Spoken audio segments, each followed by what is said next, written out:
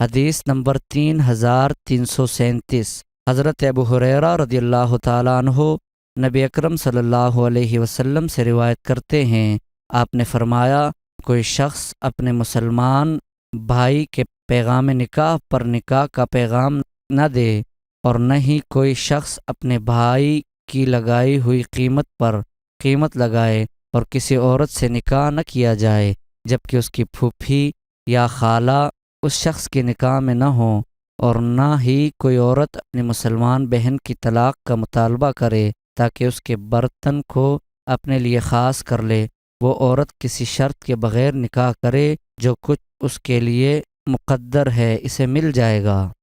حدیث نمبر 3338، حضرت ابو ہریرہ رضی اللہ تعالیٰ عنہ سے مروی ہے، رسول اکرم صلی اللہ علیہ وسلم نے کسی عورت کی پھوپھی یا اس کی خالہ کے نکاح میں ہوتے ہوئے اس کے ساتھ نکاح کرنے سے منع فرمایا، یا کوئی عورت اپنی مسلمان بہن سوکن کی طلاق کا مطالبہ بھی نہ کرے تاکہ اس کے برتن کو اپنے لیے خاص کرے، بے شک اللہ تعالیٰ اس کا رازق ہے۔